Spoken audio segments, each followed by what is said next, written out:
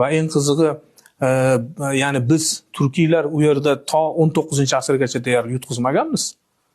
Qaytarib forpost bo'lib kelgan bu yerlar. Tasavvur qiling, Muhammad Alixon, Madalixon, ya'ni Amir Umarxonning o'g'li yurish qilgan o'sha Xotanga, Qashqarga va Xitoy imperiyasini qarang yenga olgan, qaytargan Xitoy imperiyasining kuchini. O'ylab ko'ring, ozgina taxminan 30 yildan keyin Rusiya ekspansiyasi, Rossiya imperiyasi bizga bostirib keladi.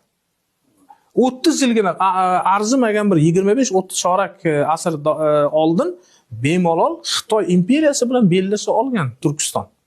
Bittagina Qo'qon xonligi hali.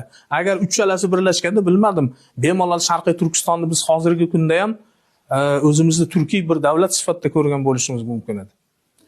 Bu yerda yana bir qiziq jihati bor. Ming afsuski, bizda mana shu ya'ni birlashmaslik.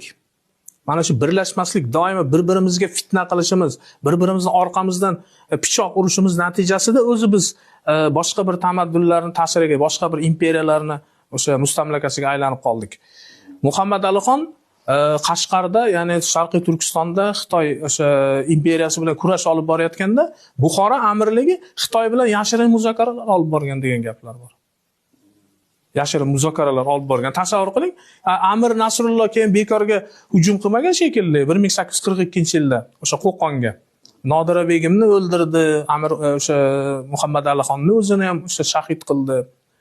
Bu yoqda Xitoy bilan kurash olib borib va muvaffaqiyatga erishayotgan odamni bir xonlikning orqasidan pichoq urishday gapda bu.